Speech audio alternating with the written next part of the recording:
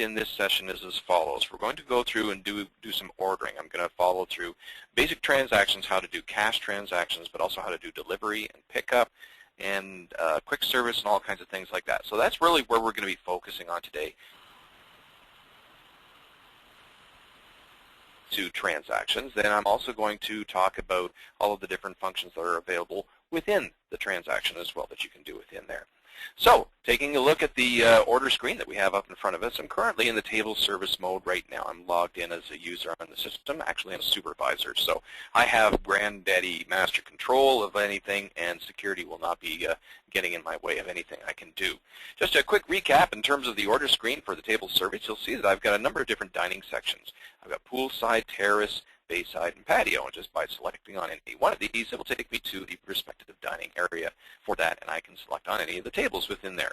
Each table is numerically ordered, 1 through whatever number you want to apply within there. Alphanumeric is not permitted. They are numeric only. Each one of these little dots represents a seat as well, and as you occupy any of those seats, they will light up. So if I have, for example, 3 people seated at table 11, 3 of those dots will show up, indicating that it's a 6-seater, but you've currently got 3 people dining there. Okay, so what we're going to do, thank you very much, Leslie. What we're going to do at this point now is we're going to get into a transaction, and we're going to start within table service, and we're going to do a basic ordering system here. So on this, I'm going to select on table number 1. And within this, the first thing that shows up is this keypad up on the screen that says enter number of customers. Now by default, this is turned on. You can actually deactivate this if you need to as well. This does not apply within quick service, for example. Now within here, when it asks for the number of customers, before I move on to anything else, it is designed to minimize the number of keystrokes required for anything that you do in the system. And one of the things that we've done within here is remove the need to do press OK, for example, if you're doing seating that is less than 9, or less than 10, I should say. So anywhere from 0 up to 9 is a single keystroke. You select on it, it will automatically jump you into the table. If you do require more than 1 keystroke, for example, there's 10, 11, 12, however many people who are seated at the table that requires 2 keystrokes, then what you want to do is select on this big button here that says greater than 9. If you do that, then it changes over to an OK button. And then from here, I can put in my numbers 1, and I could do 0, 0, 0. It has however many people you need to put into it. But if you don't need that, and if it's less than 10 people and it only needs a single keystroke, then you can just select on however many it's going to be, and it will automatically carry on from there. In this case, since I did activate that, I can now, I'll put in a thing, and we'll just select on the OK to move on. Okay, so here we are into the basic ordering screen. Now, what we're going to look at here is just the general anatomy of a basic ordering screen, just so you have an idea of what we're looking at. First of all, in the upper left-hand corner, we have the item list. Now, this is the window that contains all of the items that you order. So if I order 2 cheeseburgers, then you'll see 2 cheeseburgers and whatever the price is. So the contents of the order will show up within here. Coming down below that, I've got some function buttons. I'll be talking about function buttons later on because there's tons and tons of function buttons that you can apply to a PixelPoint ordering screen that can do a wide variety of different things. In this particular case, we have one here that says void item for voiding an item off the system. Also, navigating up and down. If you do extend beyond the display area that's available in the item list, then you can scroll up and down using these. Because remember, this is designed for touchscreen, so you want to touch something to enable it to do something. Down below that, we have the transaction summaries window here. And so within this, it says, for example, net total, final total. If there's taxes and discounts that have been applied as well, they will all show up within here and giving you the final total of the check. Coming over to the right-hand side, we have actually 3 grids that are available within here. 2 that are currently visible right now. Up at the top, we have what's referred to as the product grid. Now, the product grid contains all of the products or menu items that show up within the system. Coming down to the bottom here, we also have this grid of buttons as well, which is the order page grid. So each one of the items within here is an order page. What is an order page? Well, for example, right now we're highlighted on soups and salads. By selecting on that, all of the contents of the product grid are soups and salads.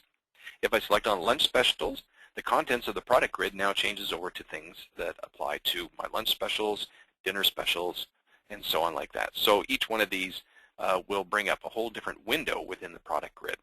Well, I also have some down here that are of a different color as well. So what I've done when I've designed this, I've made all of my food items one color, and then I've made all of my beverage items another color. You can set any color scheme that you want for these. My recommendation, though, is that when you are creating a menu order screen like this, you'll notice quite often if you go to a lot of places and you look at their POS system, and it looks like a big rainbow of all these colors, and every button has a different color and so on like that. That was okay back in the 1980s, but now we're up into a little more sophisticated type system. When you are designing these things, my recommendation is that you make all of the beverage items one color, all of the food items another color, and choose colors that work with the color scheme or the decor of the establishment. This way it looks like it belongs in there. It was designed for them in its POS system that does apply to this particular establishment, and it fits in and it's easy to look at as well. What you have to remember here is that when people are working with the point-of-sale system, they are using this 40 hours a week, week after week after week. And so that being said, you don't want a whole bunch of stuff really jumping out at them. What you want is to make it easy to navigate through, easy to find what they're looking for, because they want to get in, get to what they're doing, and get out of there. That's what you have to do. And so just make sure that you have that capability to do that as well.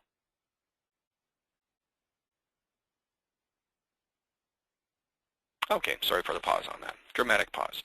Okay, now that being said, you'll take a look here. Now you'll notice, for example, I've got non-alcoholic, beer, wines, and so on like that. So if I select on beer, you'll now notice that all my items change into beer items up at the top. And again, I've changed the color scheme. Make sure that the products match the color of the button. Now you'll notice here that I've also added in some image buttons as well. Images are nice, but they can get really claustrophobic when you get a whole bunch of them all crammed together. So you can use these, and it looks pretty. Maybe use it for selling, but when you're actually working with something, my recommendation is give it text, let the text do the work for you. Now, that being said, if I select on one of these items, let's say, for example, I'm going to order a Coors Light. I select on this item. There's the Coors Light that shows up in the item list, one Coors Light, $4.99. Now take a look down here. I've got these new buttons that showed up. This is actually another grid that resides on the screen as well, and this is referred to as the modifier page grid. And all of the items that show up within here are dynamic modifier pages that contain all of the modifiers pertaining to the last item you ordered. So for example, if I go into a food order page, let's say lunch specials, and on here I'm going to select on the chicken wrap. Now here I've selected on chicken wrap. There's my chicken wrap, one chicken wrap showing up within there. And notice now that this modifier page grid has changed from bar modifiers to food modifiers. And then from here, if I select on food modifier, then all of the contents within the product grid changes to food-related modifiers. So for example, I'll have a chicken wrap, and I'll add cheese. If I come down to beer again, I'll choose maybe a Samuel Adams. That's a beer. And then from here, I've got my bar. Modify extra hold and so on like that. I can select on that, and from here I can say on ice, for example. So the contents will change. It's dynamic, that it changes based on the item that you just ordered last. Now all of these within the back office are linked up within report categories. All right, so when Donna gets to report categories, she'll explain all of this for you. But this is how this grid changes, and it's a really great grid to have. You can work without it, and you can set up your screen any way you want. This is completely customizable, this entire screen. But that being said, these are some of the basic tools that are available for you here. All right, coming down below that, we also have a whole bunch of additional function buttons that we've got added within here. This one here that says Dine In is actually the sale type. And you can have multiple sale types within the system. You can select on this and choose a different sale type. And within this, some of the dynamics may change pertaining to how this order is managed in terms of where the order might print off. Will it print to the bar or the kitchen or to the takeout printer or the dine-in printer, that kind of thing. It also may require that a member be applied to it, for example, if it's a delivery, because I need to know a name and an address, where I'm sending this to, things like that. So the actual processing of the order may change based on the sale type that you select here. For the time being, I'm just going to leave it as dine-in. We'll just kind of carry on from there. Okay, so with all of this up on the screen now, let's come down to the lower end here. First of all, I've got this black bar that shows across here, and this is a messaging bar. And so within here, it's got just pertinent messaging information that applies to whatever you're doing on this. And you can change around the information that shows up within here. But by default, we have, for example, the number of customers. Okay, so when I first opened the check, I identified that The number of customers I have is 2 customers, and so that will show that within there. If you need to change it, I'll be showing you how to do that. Also, we have time seat, okay, indicating when the transaction was first started, how long they've been seated, and how long this check has been open. I also have this thing over here, last change. Not that really applicable to table service. In quick service, very good, because this way, if I'm doing cheeseburger and a fries and a Coke, and the guy gives me the change, and then I move on to the next transaction, he says, oh, hang on, you shortchanged me, or you paid me too much, or something like that. I just quickly look down at the screen, and boom, there's the last change that I was indicated on the system that I was supposed to do. And then from there, I know if I need to reopen the check or whatever I need to do. And then finally, we have here server, supervisor. So this will identify on the system that this is the person who is logged into the system, has opened this check, and frankly, I own this check, which means that when I close the check, then I will get credit for the sale, and I will also be responsible for the cash that I bring in for it as well. Coming down to the very bottom, we have logout with the little pineapple head. That's for the parse symbol. And so within that, if I select on this, this will log me out of the front end. I'll go back to the login screen. Coming over to the right of that, we have number 1, representing the table that I currently have open, table number 1. The contents of this may change if I'm in quick service, for example. You may see like a Q1, for example. And then coming over to the right of that, we have this button that has the @ sign and ampersand, I think it's called, and a 1, indicating a quantity of 1. This is your quantity button. Now let's say, for example, I wanted to order a quantity of something. So I'm going to select, for example, we'll come over to our soups and salads. So on here, I'm going to select my quantity button. And here it's asking for a quantity. Again, it's designed for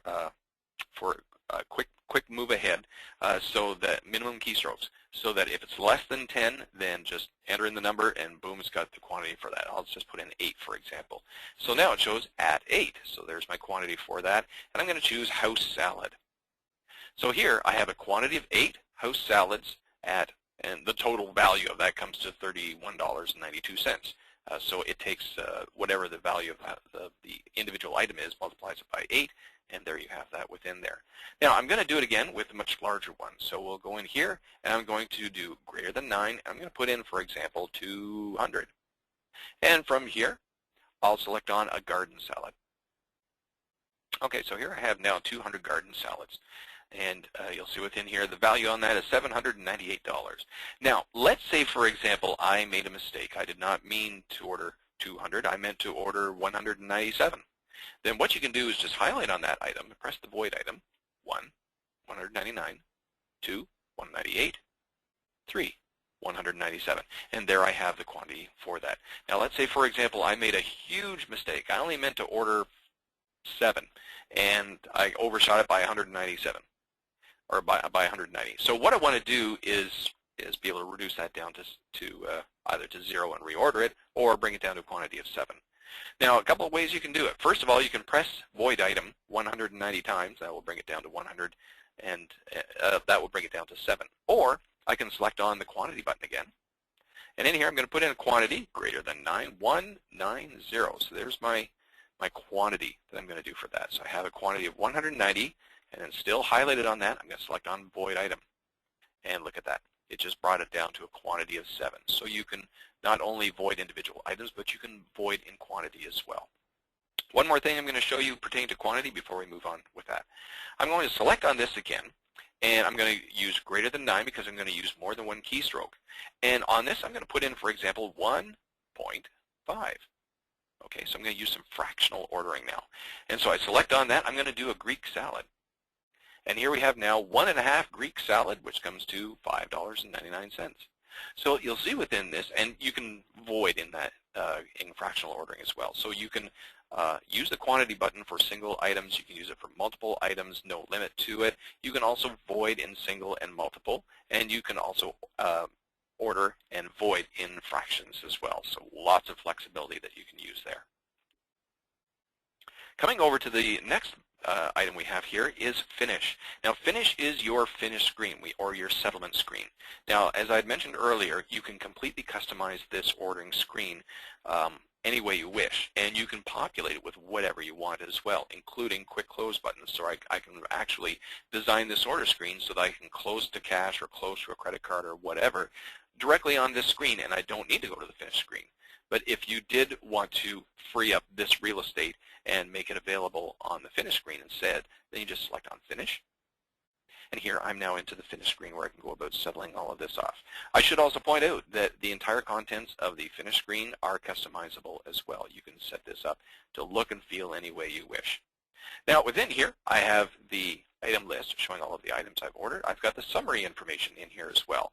I've got the net total, I've got some applicable taxes, I've got a little discount that I've automatically applied in there as well. I haven't done much with it. And also within this, the final total being what is currently owing on the system. Amount due, $81.80. Now let's take a look at some of the other things we've got within here. First of all, I've got this no tax button. So if there's tax exemption that I can apply within here, then I can exempt any of those taxes just by selecting on that. Coming over to the right, I've got all of these quick tendering buttons as well. For example, I've got payments. If I'm doing multiple payments, or if I'm doing like deposits and stuff like that on a check, then within here you can have a list of all of the different partial payments that have been applied to the check. And from there you can take some out. You know, it's like I did a deposit, but now I'm going to pay for the whole thing, so I can remove that deposit, for example. Or I messed up on a partial payment and I want to go back to it, so payments will allow you to do that.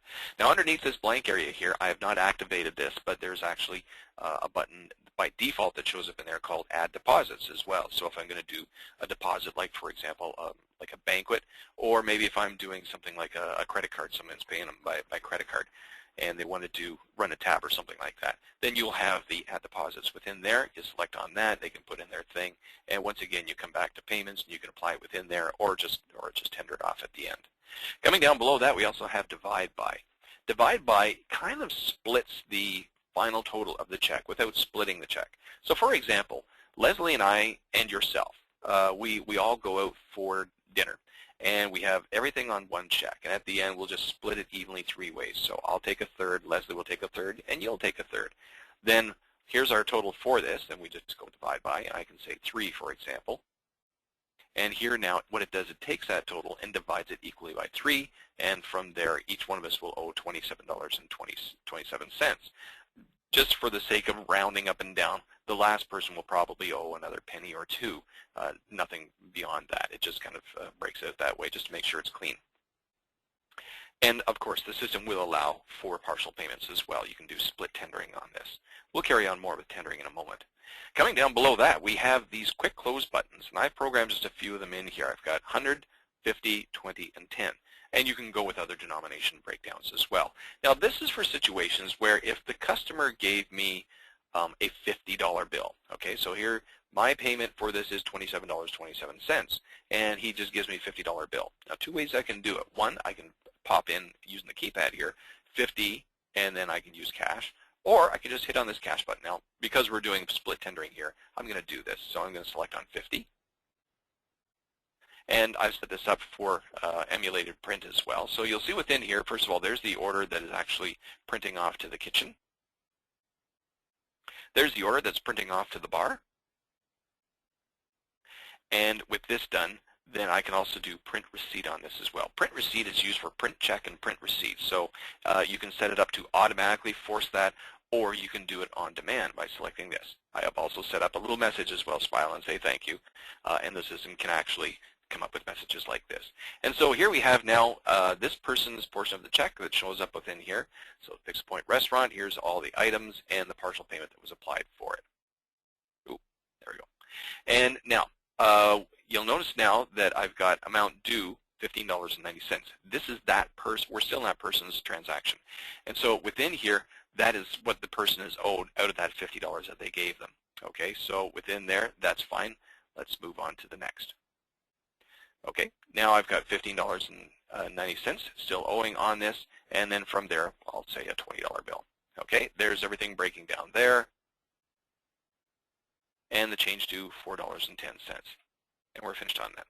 Okay, I'm going to go back in here because I still want to finish off some stuff on the check as well. So we'll go to 2, and I'm going to order some other things here.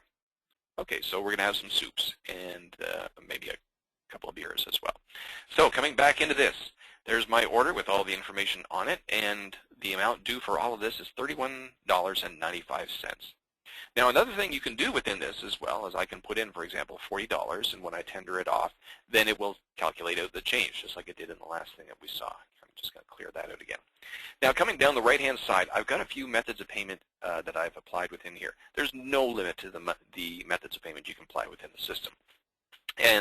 But within here, I've got the basic ones that you may want to apply within it. Cash is cash, basically whatever your base currency is. So regardless of where you are in the world, whatever the base currency is for that particular geographic location or country or state or whatever you happen to be in, that will be cash. And my recommendation is don't change it to any of the other ones. Leave cash as cash, because there's a lot of stuff that's built into that particular function to work with the assumption that this is base currency regardless of what the currency happens to be. Coming down below that, we've got some credit cards, Visa, MasterCard, and American Express, so we can do that as well. I do have integrated credit authorization running on the system, so we'll close off with one of them in just a moment. Now down here, I also have foreign currency as well, and you'll notice here it shows $12.78. So if you were to pay me in whatever the foreign currency happens to be, for example, you may be on a border town, and they accept whatever base cash is, but also they'll accept Canadian or U.S. or Mexican or whatever it happens to be. And then what the system will also do is calculate out what it is based on that. Now you put in the currency exchange that's programmed within the back office when you're setting up this currency thing. It doesn't pull from anywhere to get whatever the current world market is on currency rates and stuff like that.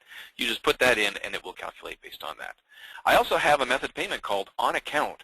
Now on account can be used for a number of different things. Now one item that you can use it for is house credit. So for example, you are my friend, I am the owner of the restaurant, and I set you up and I'll tell you what, I'm going to give you $100 credit. So you come in, you can order whatever you want, and you can pay up to $100, and we'll put that on your account. You can come in later on, and you can pay for that at your leisure. Okay, and the system will track all of that. So that's one thing you can do. Another thing you can do is a prepaid form of on account, which is referred to as a gift card.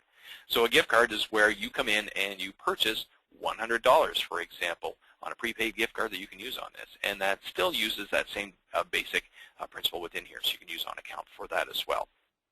Debit cards, of course, we do debit as well. So we do credit and debit within here. It'll ask for a PIN number and so on like that. And also you can pay using that gift card. So on account will actually allow you to apply apply further payments to the redemption of that gift card. But if you actually want to redeem the dollars that are on it, then you can pay via that gift card that you've created on there. We'll do a little more with that later on as well. Now, on any one of these, if you'll see that if I select on any one of these payments, this big button here, this is your tendering button. So it will change based on the method of payment you've applied here. So for example, I'm going to pay for this by Visa.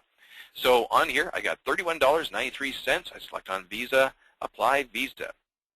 Now on here it says swipe the charge card. Now obviously, first of all, I don't have even a swipe reader on my computer right now, but if I did it go like this, we'll just assume that we did that. One thing I should point out as well is that the system has the capability that you don't have to select Visa if they're paying by a Visa. If you've got the card in your hand, just swipe it through the card reader and the system will automatically look at the number and say, hey, this is a Visa, and it will move on from there. It will recognize it as that. And that's the same with any one of those forms of credit. So in this case, I've got it set up for demo mode, so I'm going to select on this, enter the manual number. So you can, since I don't have a reader, I'll put in a number automatically. So I'll just make up a number here, enter the charge card number, enter the expiry date, and again, I'm just in demo mode, so it'll accept any number I put in here. Okay, so within here, now it's printing off to the kitchen just because I'm doing all this at once. And here it's gone into the authorization, payment authorization demo mode approve all. Okay, so that's the way I've got this all set up. There's my print to the bar. And now here's all the stuff that prints out pertaining to this credit card transaction. So the first thing here is the receipt that will show up on the system with all of the items and so on like that. And here you're paying by Visa. Now what we're looking at here is the credit card slips. Now the way I've got this set up, there's going to be 2 copies of this. Now this particular copy that we're looking at here is one of the copies, and I think this is the merchant copy that shows up. And on here, you print this off, you give it to them, they fill in the tip, they fill in the total amount, they sign it, and they get up and walk out. And then here is the customer copy right there. And here's the customer copy that they can take with them. So within that, it'll print off all the stuff, you take it to the table, give them back their card. And from here, you're ready to close it off. Now, if you want to move back to the previous screen, we just have to push this through just to regenerate the screen because we've gone through a rather complicated process. So within here, you can select on either the Apply Visa again. It won't actually apply it. It'll just move you on. The same with the Finished as well. Either one of those will bring you back to wherever it is you were before. All right, so that gives you an idea of a basic credit card transaction within there. Now let's just kind of finish through that credit authorization process a little further with one more thing. The customer has now paid me with this. They've signed it. They've added in hopefully a charge tip, and they've gone on their way. So now I, as the server, need to add in that tip to make sure I'm going to get credit for it. So to do that, you go into your settings. Now, selecting on your settings, I got all my stuff, which is available within here. And I believe, I certainly hope, I forgot now if Donna went through all of the information on here. I'm going to assume she did because she was just asking me to just focus on transactions. So within here, I'm going to go into this button down the bottom here that says Add Tips. Now within here, what you'll have is all of the credit card transactions that I have done within this shift pertaining to me as the person who's logged into the system. You'll see down the left-hand side, I've got all of my charge transactions. And on here, it allows me to add in the tip, no tip, and also total with tip. Now total with tip is for situations where in some cases, you know, they'll say the amount of the check is $57.43, and the customer doesn't feel like trying to do the math and figure out, oh, I'll give you so on. They'll just round up the final total to $60 or $50 or something like that. So if that's the case, you don't have to do the math either. You just put in the total with the tip, and that's what will show up down here. You're indicating that it'll be $14.40. Later, let's do it. $14.40, and we're going to make it $20. So total with tip, I'm going to say, is $20. So within here, it calculates out for you the total tip on that is $5.60. So that's what you're given as the charge tip on that. Now at this point, I can select on OK, and I'm out of here, or OK next, in which case it'll move on to the next one, so I can go in and process that. Oh, and also in here, there's a safeguard as well. If the amount of the tip is greater than 25%, then it will identify that for you just to make sure that you haven't made a mistake, because quite often, you know, sometimes what can happen is you meant to put in $20 and you put in $200 by accident, and so it comes up. And so if I select on no, then it will allow me to re-tip that again. If I say yes, then it'll accept what I put within there. And now we just move on to the last one that's here, $31.93. In this case, I'm going to say he gave me a $5 tip. So add tip. All right, so it's just the tip we're adding now, and $5. So there's the $5 tip. There's the total with the tip included on that, and I can say OK and next. There's nothing left, or just OK. And there we go. So what I've done now is I've gone and added in those charge tips so that when I do my cash out, I can actually take that cash out of the till. The system will be prepared for me to do that as well. And then when the manager settles the batch of credit card transactions at the end of the day, they will get that money back. All right, let's go back into the table screen and take a little further look at some things that are available within there. So I've gone through the basic anatomy of what we're looking at within here. Now, coming down to the bottom, we also have some other functions as well beyond the finished screen. Actually, let me just make sure I've covered everything else. No, I haven't covered everything off. Okay, so let me finish off this before we move on. So the first thing we have here is help. There's online help that's available within anything in the system, so you can just select on this. You can go to wherever it is, and it will basically bring up a digital version of the manual that's in there. And then from there, you can select on whatever it is you need to and get out of it. Okay, the next thing that we have available within here is, now I had mentioned print receipt and print check as well, so we'll do that before and after tendering. And also we have coupons. Now, if there's any discounts that are applicable to whatever this transaction happens to be, then you can select on this that will bring them up on the screen. If you have a member applied to it and you have certain coupons that apply to certain members or achieving certain point values or something like that, this system will take that into account automatically for you. And then from here, it will just show all applicable coupons that you can apply to this. The next one over is gift card. Let's sell a gift card. So in here, I've got a blank check up on the screen right now, and someone says, I want to buy a gift card for my girlfriend or mother or a friend I want to give it to. So we select on the gift card function. Now the first thing that shows up here is, because there's a number of different things you can do with this. Remember I was talking about that whole on account thing where you can have, for example, something on account, you pay by credit, or you can do gift card, which is prepaid credit. In this case, I'm going to sell a gift card, so we'll just select on this, and I'm brought up with this wizard. Now within this wizard, what I can do here is I can sell a gift card. And so what is the value, first of all, of the gift card? It's a three-step process. So the first one, we're on step 1 right now, is determining the value of this gift card. You can choose like 10, 20, 25, 50, $100 gift cards, or you can enter amount. It'll bring up a keypad, and you can put in any other value that you wish. In this case, I'm just going to sell a $20 gift card. The next thing down here, 2 or 3. Okay, now 2 represents as far as who this is going to apply to, and 3 address that as well, but this uses the member database. So in this case, the first thing we have here is member default. Now if I leave it as such, then what it's going to do is create a member record called member default. No, it's going to call gift card. And on here you can have hundreds of generic gift card records that will show up in the member database as well. And so you can leave it like that if it doesn't matter who it's going to.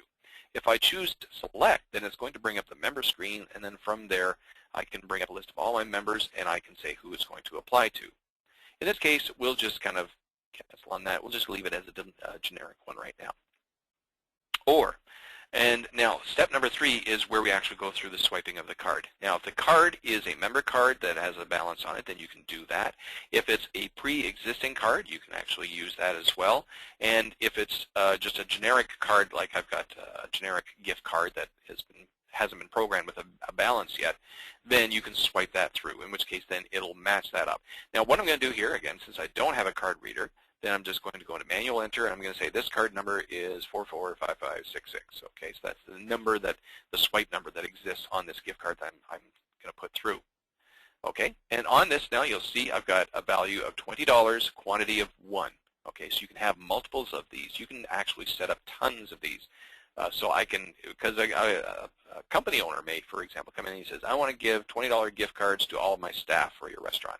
So in which case then you can go in, you can do this hundreds and hundreds of times. Now if that is the case and you're doing this and someone says, well, I'd like to order a meal, please, then what you can do is you can save where you are at this point. So if you're in the process of going through creating all these gift cards, but you have to jump out to do a transaction or something, you can save where you are. It will close this off. It will save that. And when you come back, then it'll allow you to restore, to bring that up, and you can continue on with what you're doing. We also have a button here that says detail. Now detail, for example, if you take a look where in the summary off to the right-hand side, value of 20, quantity of 1, if I select on detail, it'll change the quantity over to card numbers, so I can see all of the different card numbers that show up within this display here, because I can sell all kinds of different cards and so on. After I'm finished with all of this, then I'm going to go into finish. Gift cards are being credited, please wait. So what it's doing now is going into the integrated credit authorization, setting all that up. At this point, it's going to print this off, and you make sure that they sign for this. It's just like doing a credit card transaction as well. With that done, it will now print this off. This is the customer copy that they're going to take with them, indicating that they've done a $20 transaction for a gift card. And take a look now. Amount owing is $20. And so from this point now, I can pay for it by cash or credit card or whatever I want to do. But this is how much is owing on this. I'll just say it's cash.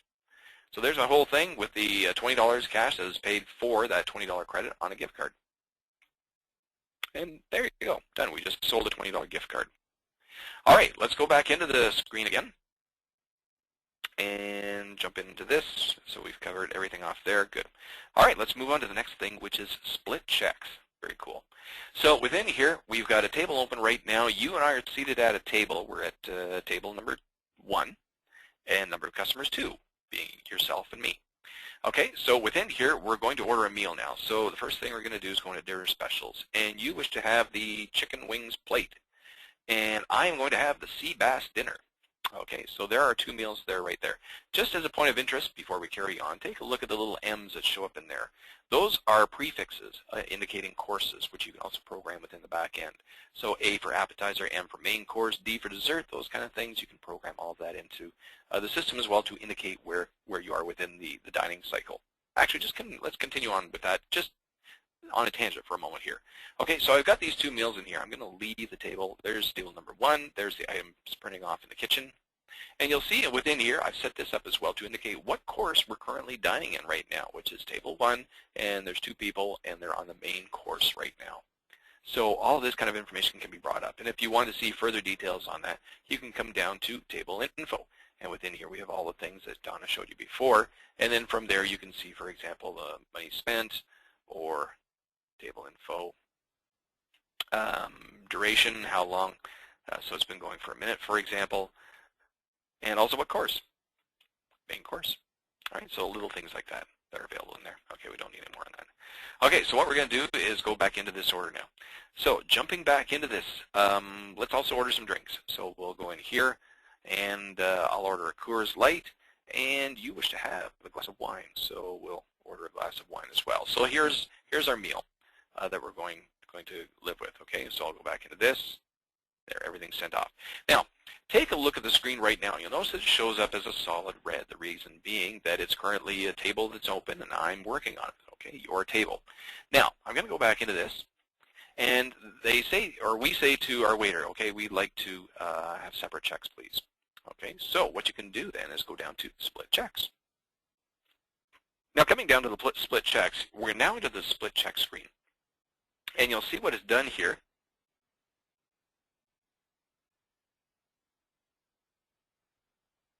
Okay, so sorry about that. I just had a little distraction. So within here now, what we have is the split check screen. 1, 2, 3, 4 splits, and you can go way beyond that as well if you need to. Now in here, I've got a split that's already been created. So we have table number 1, split 1, use check. Table number 1, 2, 1-2, split 2, use check. So by selecting on either one of these title bars, that will take me into the split of that particular split within the table. And in here, what I'm going to do is I'm going to move things separately here. So for example, you ordered the chicken wings plate and you ordered the wine. I ordered the sea bass dinner and the Coors Light. So we're going to take Scott's sea bass dinner. I just select on that. Notice that the whole thing turns gray. And now from here, if I come over to the split and just select on the white area, there's the sea bass dinner pulled over to there. Same with my Coors Light. Select on that and then come over and we select on that. Okay, so now I've got items within the 2 splits. Now, before I go into either of these, let's just leave the table for a moment and take a look at this. You'll notice that the table now looks a little bit different. It's got a checkered pattern, indicating that it is a split check on there. So just by taking a look at this, I can tell that, first of all, table 1 is open, and right now it shows only one person. The reason being is that it's taken the other person and moved it over to that split, but I've got a split showing up in here. Also on this as well, we're on main course. So coming over to this, you'll see now I've got my 2 splits. So just by selecting on the table, if it's a split check, it will take you to the split screen. And then from here, if I want to handle, let's say, your order, you order something else, you want a piece of pie or something. So I select on the blue bar here that says split 1, use check. And here I have now the check open. It's table number 1. This is your order here. And from this, I'm going to add on some dessert and pecan pie. Okay, so you've ordered the pecan pie for that. Yep, any questions that you may have, hold them off until the very end, folks, and we'll address them then. Okay, so there is the order that's sent off to the kitchen now for that piece of pecan pie. Okay, and you'll notice now that the pecan pie has been added onto there. And if I want to order something for dessert, then I'll select on mine. There's mine. And then from here, I can go into desserts. And I'll have a piece of chocolate cake. Okay, and there's mine.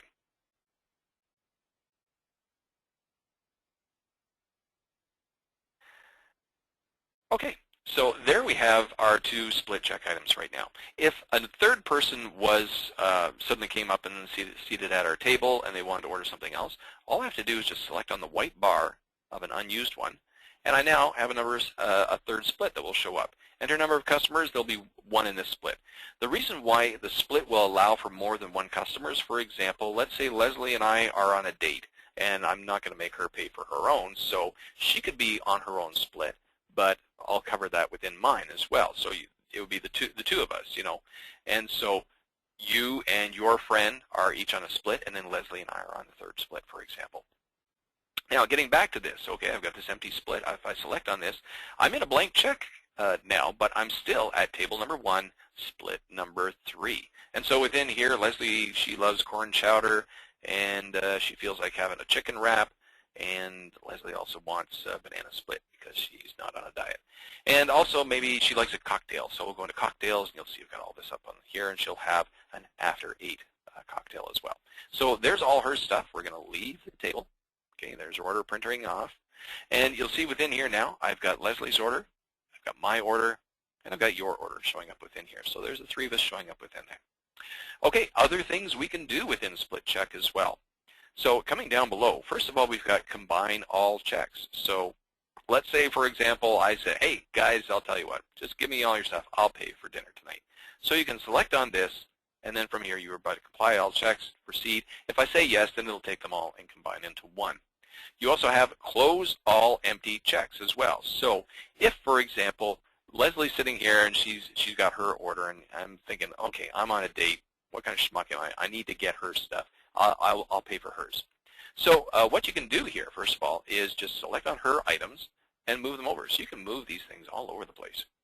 And take a look here. So you see, I've got all this stuff that shows up. If there's things that have like multiple force questions, for example, I ordered steak dinner, medium well with mushrooms and stuff like that. All you have to do is select on the master item, and all of the appropriate, the accompanying items will come across with it as well. And here I've got a blank check. Now I can select on this. It's an empty check, and I close it off to $0 cash, or close all empty checks. So if I select on that, boom, it just closes it off to cash anyway. So now I'm paying for Leslie, and you're here with me as well, and so here's all of our stuff showing up within this. Now let's say, for example, we also order a bottle of wine. Okay, I don't think I'm set up for a bottle of wine, but we'll just fake it. Okay, so we go within here, and on this I'm going to go over to wine. Now I think these are all set up as glasses, but bear with me on this. So what we'll do here is we'll say the Bola, something really long like that. I'm going to select on that. We're going to assume that's a really expensive bottle of wine. Okay, and let's leave table on that. There's that bottle of wine. Now on this, you paid, let's say, $70 for this bottle of wine, and I say, you know, I'll split the cost with you. No problem. You select on that bottle of wine, and you take a look down here. It says split items now shows up within this. If I select on split items, then you'll see it says here now finish splitting. So what I can do now is take that, while I'm highlighted on that, there's 1 of 1. If I come over to my check and just click on it, there's 2 of 2, 1 of 2, 2 of 2. Okay, and from there, finish splitting. Okay, so now we each have a 1/2 quantity of that bottle of wine. And that being said, the inventory depletion will be also in quantity of 1/2, and the price that we pay on each of our respective checks will be 1/2 as well. So lots of flexibility you can do within a system like this. And frankly, it doesn't matter how many splits you have in this, because you can continue on. You got more checks and more checks going either left or right as well. Jump to the last check. We could have 13 splits within this thing. It doesn't really matter how many ways you want to put in for split checks on this. Okay, so we have all of those selections that are available within here.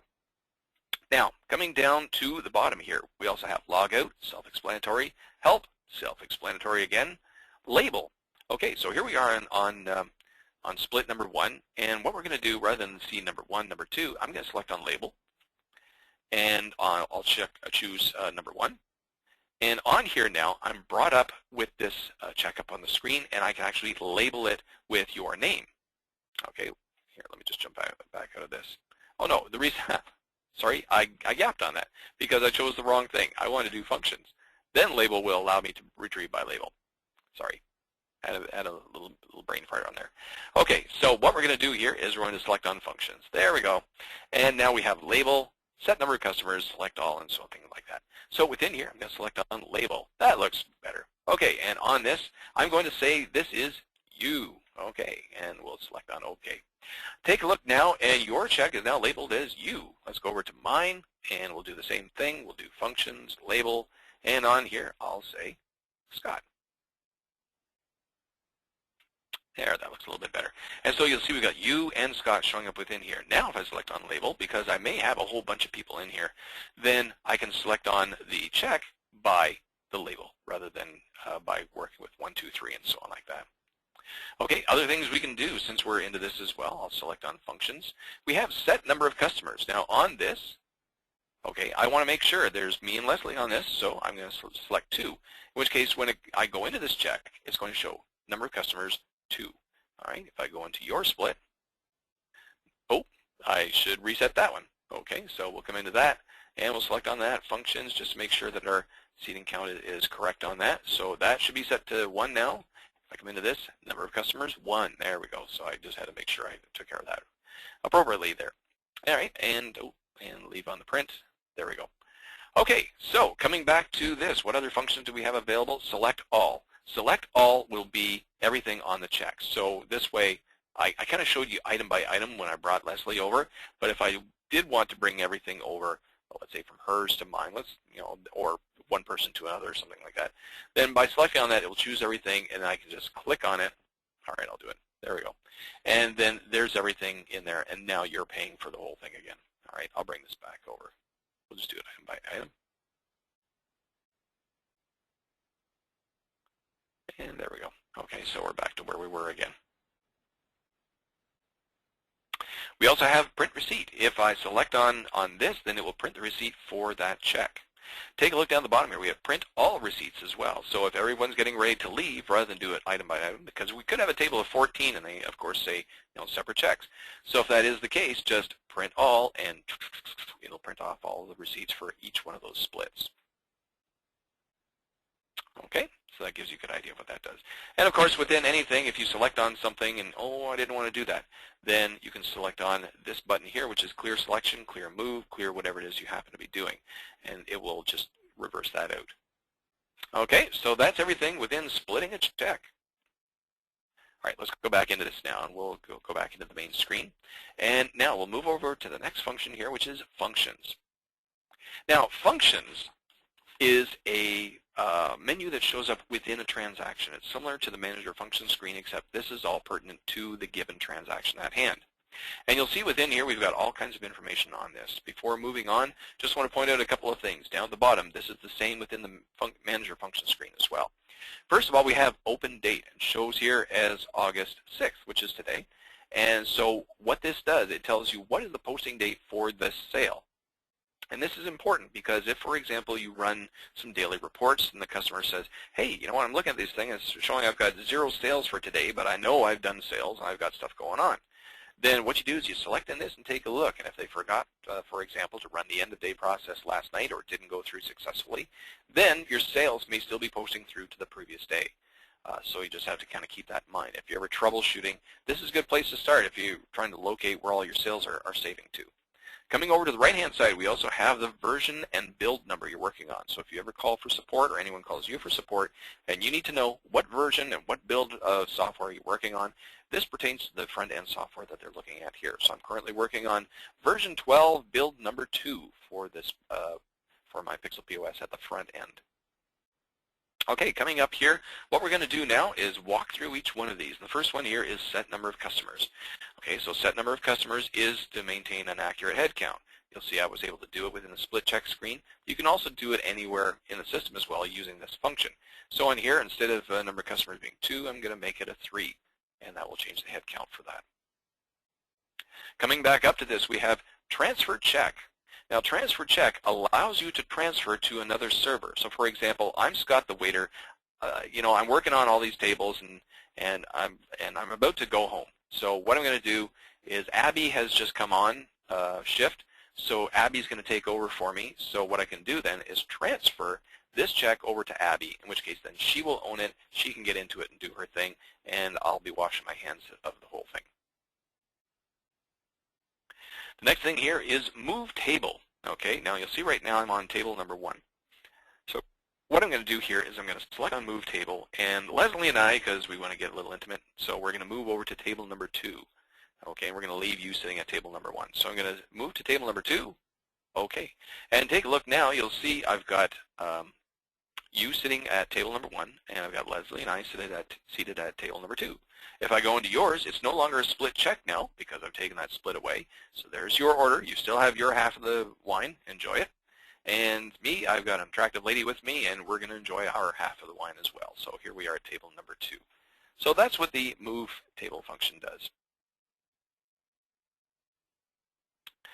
Okay, we also have move items as well. Now let's say, for example, you ordered a bottle of wine, but you ordered it on the wrong check, and you need to move that item between tables. So actually, let's do that. Okay, so we're going to go in here, and I'm going to order here just for the sake of something. I'm going to choose shots right now. Okay, so I've got this shot called antifreeze. So let's just pretend it's a bottle of wine, for example. So I'm going to select on antifreeze, and it was ordered on table number 2. So I've got that in here. I leave.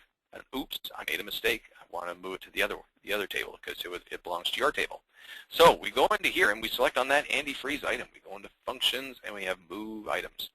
Now within here, enter the table number to move items 2. So in this case, I'm going to select on 1. And you'll see now I'm brought up with the split check screen, but now instead of being splits, I've actually got tables, being table 2, table 1. And from here now, I select on that antifreeze, and I'm going to move it over to the proper table it belongs to. And leaving now, if I go into table 1, there's the antifreeze. If I go into table 2, the antifreeze is gone. Okay. The next thing we have here is create splits by seating. Now, seating is really nifty, especially in table service, and if you got large parties, definitely go for it. And what this will do is I can break off a whole transaction. Let's actually do something like that. I think, yep, I got a seating button here. So I'm going to leave this, and I'm going to start a whole new table. Let's say here we got table 11, and there's a whole bunch of seats here. So I'm going to select on this, and we'll say there's 5 people at this table. Now, on this, what you can do is you can create a seat button. You can also use the auto order feature code of 105 and set that up for the seat as well if you want. But in either case, however you want to do it, I've got seat 1 showing up within here. And now for this, the person seated at seat number 1 will have the clam chowder, and they will have a chicken sandwich, and they will have a brown cow. Okay. Now if I select on, oh, I got to get back to it again here. Let's go back to this seat. And if I hit seat again, I've got seat 2. I didn't set this up properly here, but I can work with it. So I select on again, and now it comes up with seat 2. And the person at seat 2 is going to have a garden salad and penne alla vodka and a glass of wine. All right, and so you can do this with all these different seats and so on. Okay, there's my order printing off. And take a look here as well. Take note that it shows the way I've set it up within my remote print. Seat 1, boom, boom. Seat 2, boom, boom. So there's what they're getting. And so they'll know how to prep that. And so when they give it to the server will be able to say this. And take a look so that when they bring it to the table, they won't say, who ordered the corn chowder? They will know the person at seat 1 ordered the corn chowder. You don't have to be so stupid about it. And there's the same with the drinks as well. Okay. And notice that it shows up as a solid table because these are not split checks. These are seating positions. And so within here, I've only done 2 seats for this, but you can do many more as well. Now, with that being done, let's say, okay, the people at all these different seats say, okay, separate checks, please. So they save that information to the last. Not a big deal. You don't have to go into panic mode. Just go in, instead of split checks, go into functions and then create splits by seating. Boom, boom. And here it does it for you. It's just a macro that does this. So it goes into split check. Seat 1 is there. Seat 2 is there. And if there's a seat 3, then you can go in and do all that kind of stuff as well. If you need to move people, because once again, Leslie's with me, so I can just grab the seat number and bring that over. It grabs everything within there, and you can move between seats that way as well.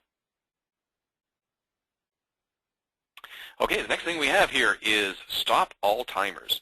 Now, one of the things PixelPoint does, it allows for rentals. You can rent anything on the system. You can create all kinds of menu items that pertain to things that you would rent, such as like a bowling alley, bowling shoes, golf clubs, a golf cart, whatever. You know, let your imagination go.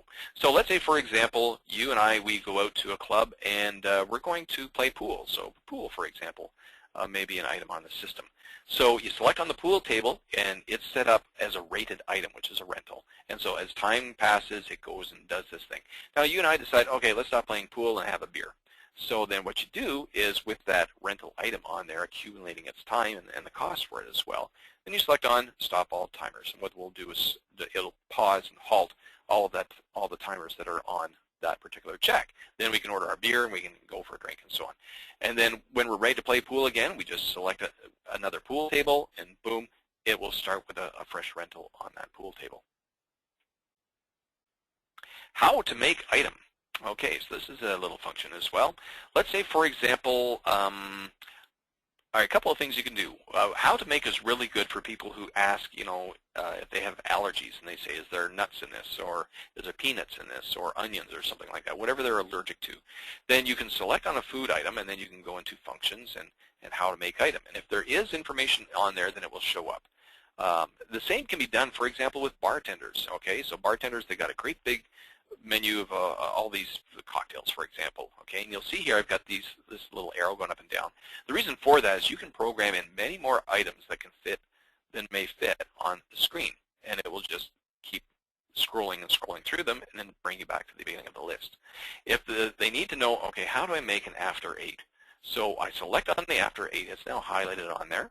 And then from here, I go into functions and how to make item. And if there is any information on it, then here it is, and I know how to make it now. So it tells me as far as what stuff to put into it, how to go about preparing it, and what the thing's supposed to look like when I'm done.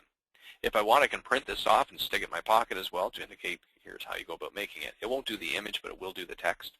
Also, if I'm sold out of all the stuff to make this thing, I can select on sold out item because I'm out of Galliano, for example. But if someone runs out and picks up more Galliano and comes back, I can go back into this item, sold in item. It's back on the menu, sold out and sold in. In any case, there is what you do with the how to make item. It's very useful for a wide variety of different items. Okay, we're at 2 o'clock right now. I think what I'm going to do, and I'm going to do one more here, and then we'll just kind of finish off this row, and then we'll continue on afterwards. So we have detailed order item. This is for information such as, for example, let's say we've got that Panay alla vodka. Okay, so we ordered that, and the person's wondering, oh, you know what, I've waited a long time. What happened to my order on this thing? So what you can do is select on the given item that you're looking for. You go down to Functions and Detail Order Info. On this, it will focus on that highlighted item, and it will tell you who ordered it, how much you pay, how much the cost of it is, when it was ordered, and where it was ordered as well. And then you can kind of isolate your search from there and see what happened from that point. So it gives you detailed information on any given item that was ordered on the check. Okay, so what we're going to do now, I'm just going to pause on where we are right now. We're going to take a 5-minute break and allow you to get up and stretch, grab a cigarette or a cup of coffee or whatever you want, and we'll resume in 5 minutes. All right, take care.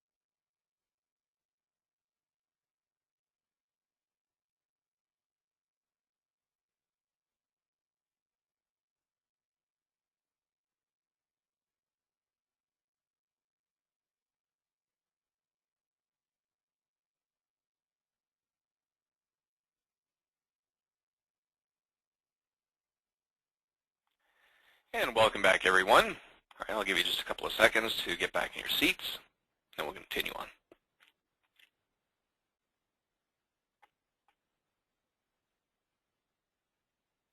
Okay, so we're halfway through the function menu within transactions, and so the next thing we're going to take a look at is post-inventory usage.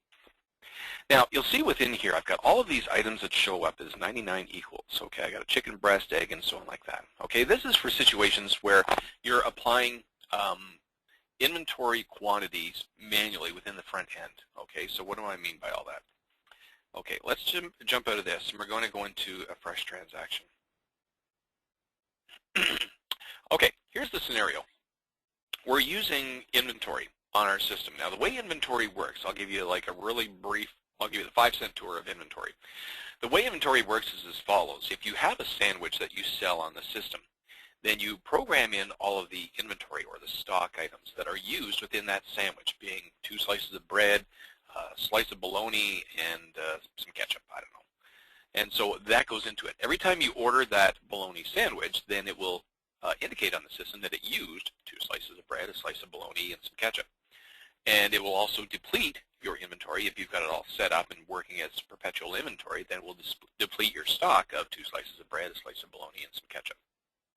Now, let's say, and this applies to everything within the system. All right, so everything that's programmed in there, you've set up all these recipes and your stock items, and it depletes and so on like that based on that. Now, let's say for the example, your client says, well, we would also like to offer an all-you-can-eat buffet.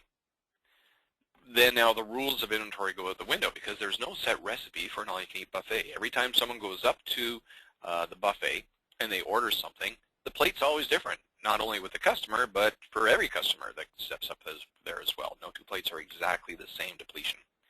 And so that being the case, you ask yourself, well, how do I apply inventory to an all-you-can-eat buffet? By using post-inventory usage. What you do is you just set up the buffet menu product item, okay, and it's just going to be a flat dollar figure of whatever it's going to be for an adult and maybe a senior and a student, something like that. But there's no recipe set up for that. But what you do is you have the chef who's making the buffet kind of keep track of what he's using within that buffet.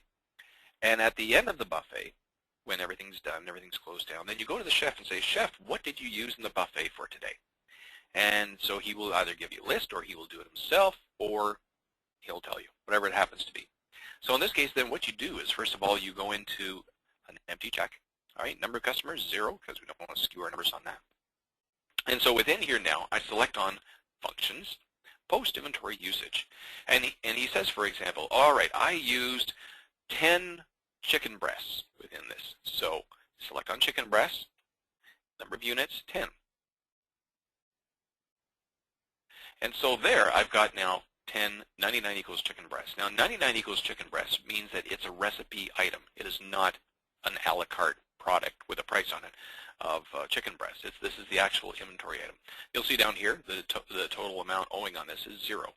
Then I go into Functions again, and I can select Post-Inventory Usage, and he says, I used 32 eggs. So I select on Egg. Okay. Number of units, 32. And there we have 32 eggs. And so what you do is you go through this whole process of everything that was used within the overall buffet, and you put that within here. If there's stuff left over, it doesn't matter because that will be waste. You can't actually go in and create a buffet and, oh, we'll use this in tomorrow's buffet and so on. It doesn't kind of work that way. So what you do is whatever's in there is going to be waste beyond that. So you go in and you indicate what was the total usage for all of this. This is everything I got that went into it. When you're finished with this, then just finish and cache. And what the system will do now is manually deplete your inventory by all of those stock items within the system.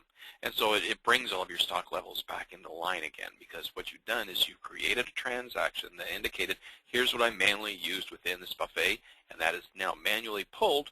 It's kind of like a pseudo recipe almost.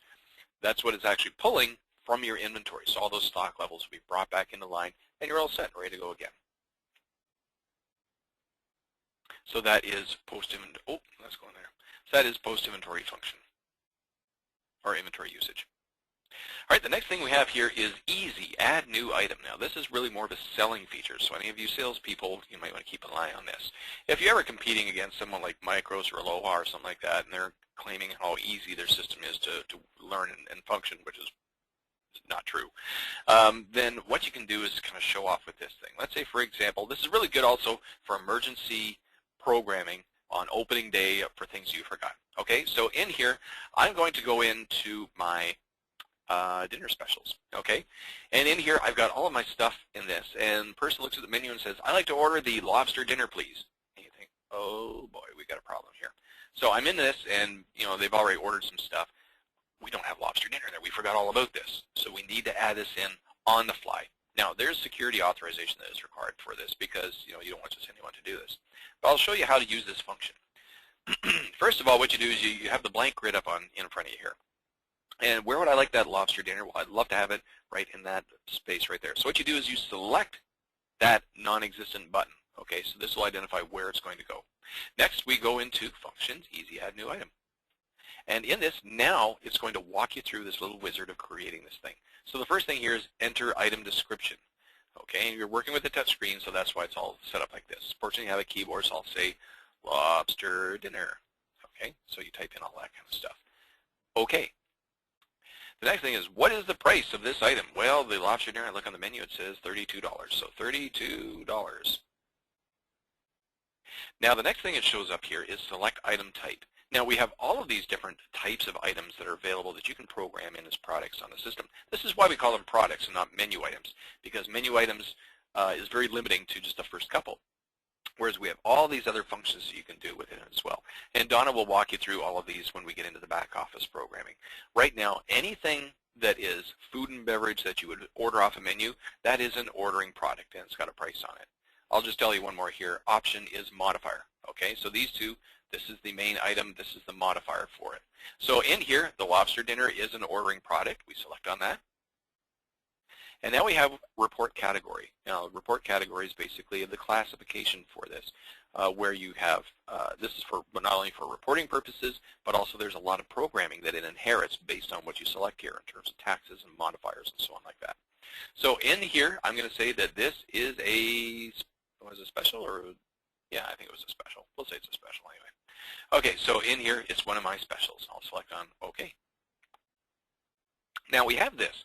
Is it a dessert item? No, it's not. Is it the new item a special of the day? Now, I'm going to say yes, because this pertains to Billboard. Okay? If you remember taking a look at the Billboard function with Donna, and she had all the things as far as specials and the desserts and so on like that. If I select on yes for this, then that item will actually show up in the Billboard as a daily special as well.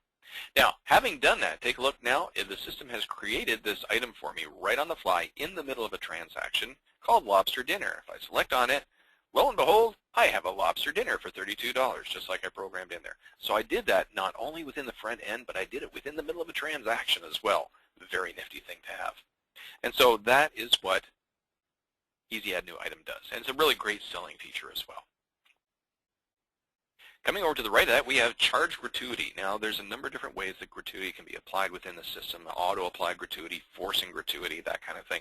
But also we have within here just if you want to apply a percentage gratuity to this thing for whatever reason, then I can do this on demand as well. I just select on this, and then you put in the numeric value, and it is based on percentage only for this particular application. So in this, I'll say, for example, 10 is going to be a 10% charge gratuity that's going to apply. Where does that show up? Right down here where it says total with suggested tip. Now, suggested being optional, okay? It's not going to force it. You'll see right now, here's the final total being $51.98. Here's what it would be if you were to add in 10% tip, be $56.93. If I go into finish, then you'll see here it actually shows, oh, because I also set up I've got rounding in this, so my apologies for that. I've also set up rounding within the system. But in this, it rounds it to $52. But here, if it was with the suggested tip, you would be paying $56, but it doesn't force that as the amount due. And so on this, you can actually put in, for example, okay, $56.95. This will show up on the check, by the way. So I go, okay, I'll give you the $56.95. So I'll put that in there, and there it is, the total with tip, and that change will actually be regarded as the tip. or I don't have to pay it. It won't force it. But you can set the system to force it if your local laws allow you to do that. Okay, I'll just kind of leave on that, for example. And there we are back to where we were. All right, the next thing we have here is label. You can do a label on this as well. There's a number of different ways you can label a check as well. If you have a member card, you can swipe the member card. That labels the check. If you have a credit card and you just want to label the check, you swipe the credit card, you're running a tab or something like that, boom, it can label the check that way. Or if you want, you can just select on label, and I can put in the person's name or anything you want, up to 15 characters, because it has to fit on the check as well. And on here, you'll see down the bottom now, it shows Scott being the label that's on this check as well. If I were to save it, it can show up in a list and so on like that as a Scott with the label. So there's all that information showing up within there. And next thing we have here is reorder. Now, within reorder, let's open up a new table again. Okay, so we have a bunch of guys coming in for drinks, and we got 5 guys. Okay, so on here, they get in, I want beer and beer and beer and beer. 1, 2, 3, 4, 5. Okay, so we order 5 beer, 5 different types. Everyone wants something different. And we leave, and there's the order going off to the bar. Okay, then they say, bartender, I want another round. So we go back into that table. Here's all their stuff. And they'll say, we just want another round. So if that is the case, we go into functions, and we can go into reorder. Reorder will bring up all the stuff, and then from there, you just select on the items that you may want to reorder. Now, you don't have to select all these, because one guy say, oh, no, I just had one. I only want a cup of coffee or something like that. So just select on the ones you want, and you can reorder those items. Void entire check. We messed up on this check big time, so you know what? I want to void off the whole thing. So you select on this, and we say, for example, wait staff error, I made a mistake. Based on whatever it is you choose within here, the system may allow you to do it or may not. For example, complimentary, it may not permit you to do that because you don't have security authorization to do it. But if you made a mistake, and this will be all flagged within the system as well, then you can select on that.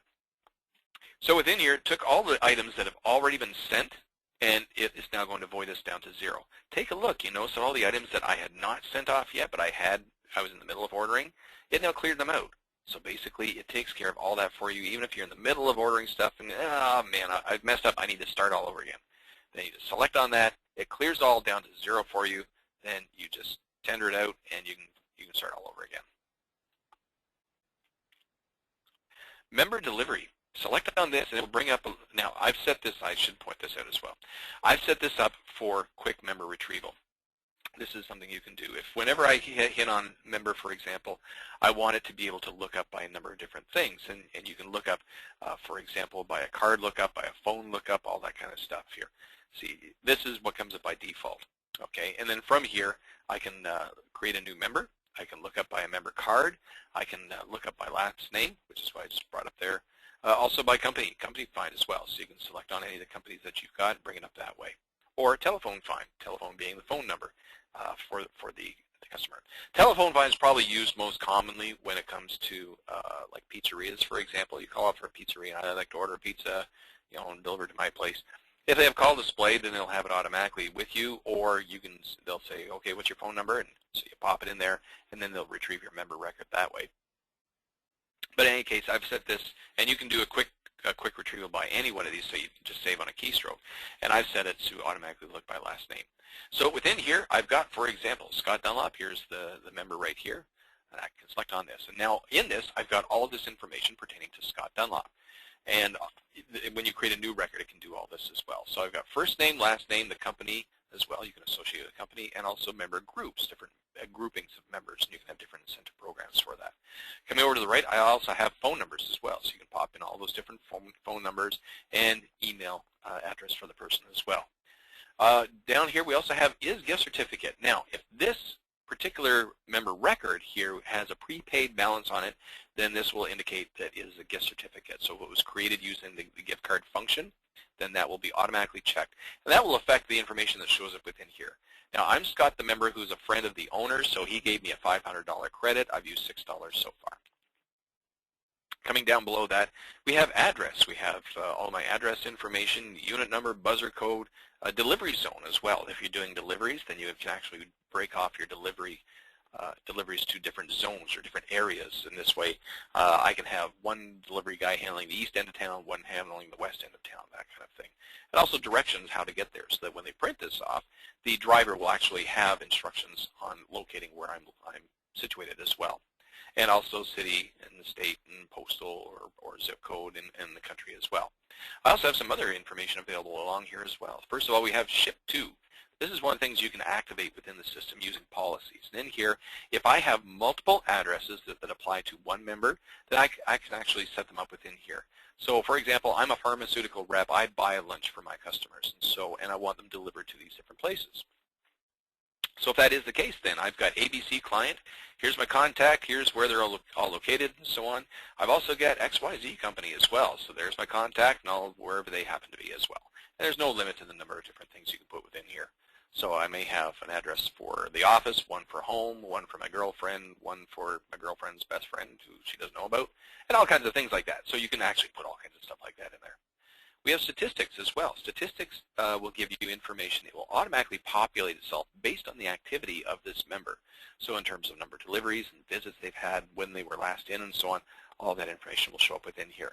We also have internal memo as well. So this is great for information where that may be pertinent to this customer that you want your staff to see, but the customer themselves will never see that as well.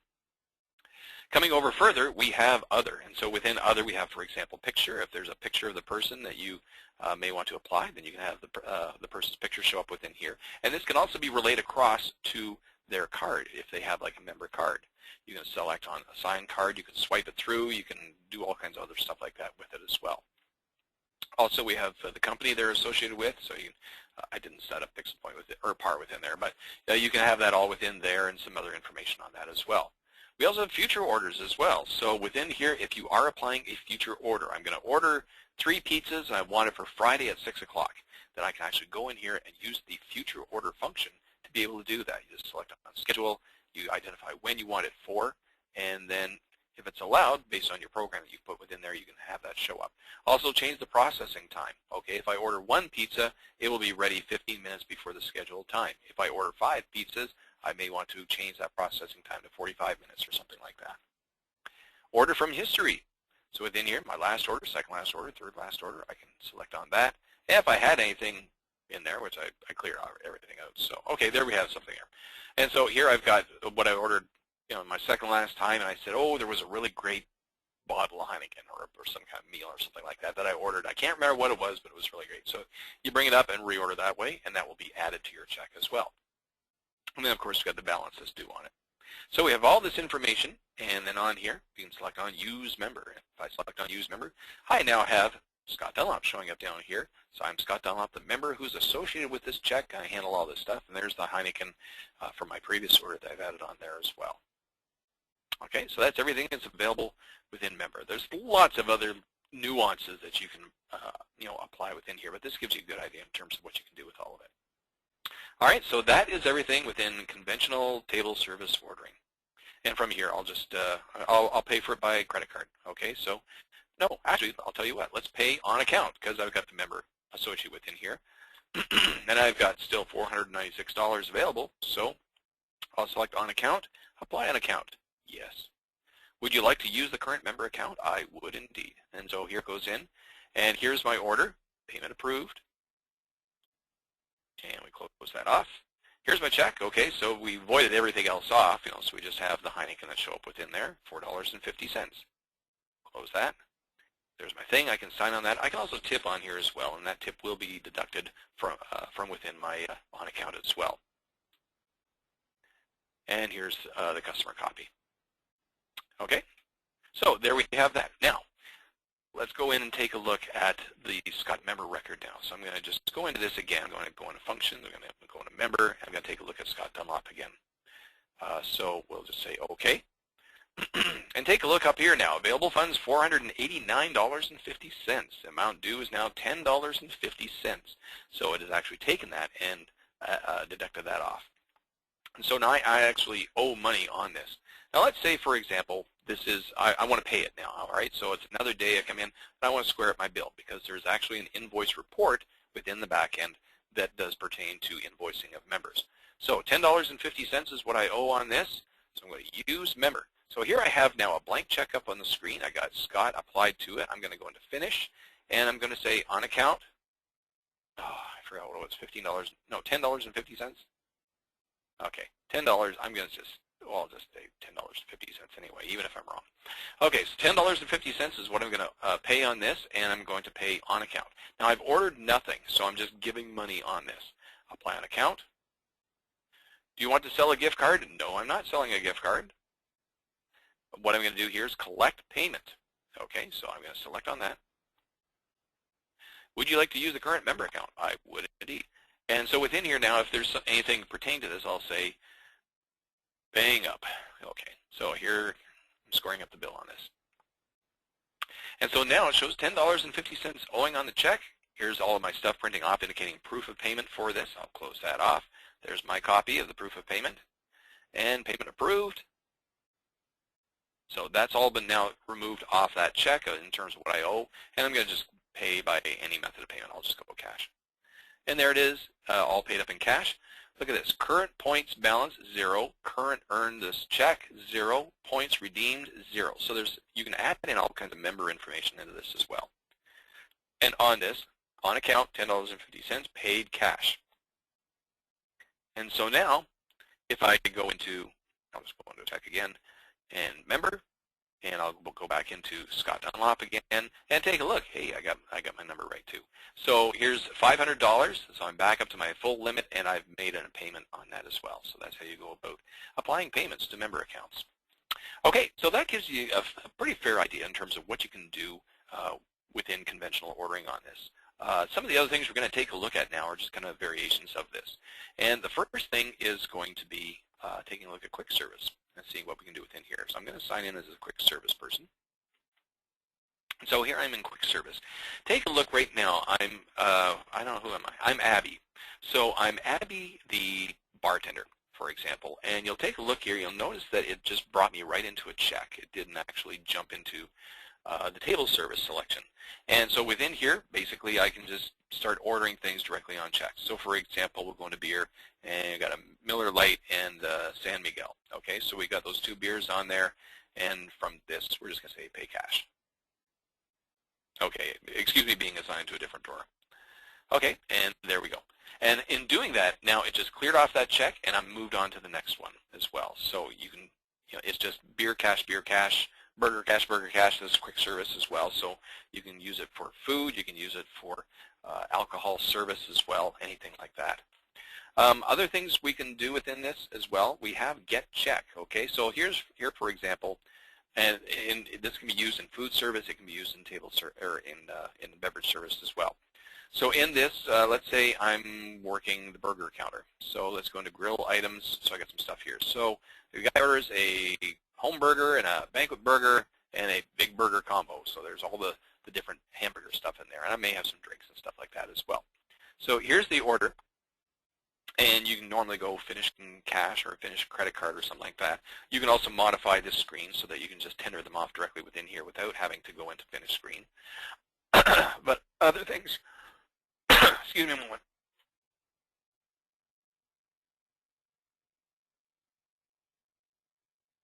Sorry about that, had a frog in my throat. Okay, so within here now, another thing we can do within this, you take a look down at the bottom here, it says Save Check. And so what I want to do is just going to select on this. All right, and there is the Save Check within the system now. So it's actually still resides within there. All right, we're going to close that off.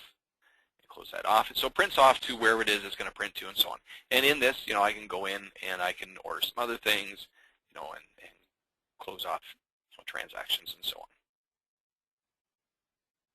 Cleo. Close. Okay. And here I'm back to another transaction. Now, for whatever reason, I would need to get back into that one save check that I did. So what I can do now, if I take a look down the bottom, it says Get Check. If I select on this, it will bring up the split check screen with all of the different save checks that I've got within here. This is also used quite a bit with drive-through as well, in drive-through scenarios where you're saving checks and get checks and so on like that. And the way the system works is that you'll have a display screen, a video display screen. that has all these different orders on it and a bump bar that kind of is a user interface for all this kind of stuff. We're just using the keyboard right now for it. But now I can actually select on this item. There's that order back up on the screen. So they give me the money. Here's your hamburgers. And we finish cash. Yes, I know I'm signed. There we go. And there we go for all that. Okay, so that's how you go about using Save Check, Get Check within a quick service screen. Now, one other thing I've done within here as well, because I am in quick service, if I select on System, it brings up a different window from what you would get within table service. Table service would take you back to the table order screen or the table layout screen where you've got all the different tables, because if I'm Scott the waiter in a table service environment, I can put in an order for table 1 and then back to the system. I select in table 2, put in an order for them, system back to the table layout screen, table for order 3. But in a quick service environment, you don't work with any of that. You don't want that screen coming up. So what we have is this particular window here, and it will allow you to go into your settings pertaining to you as the person on here. And within this, I could actually set myself up with a drawer or something. But anyway, I'll just unlock drawer and cache drawer. We're set with that.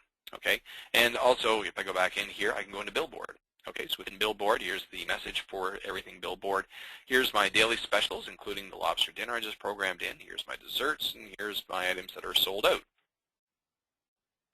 And also, if I go back in the system, I got manager, and security levels permitting, I may or may not be able to do anything within here.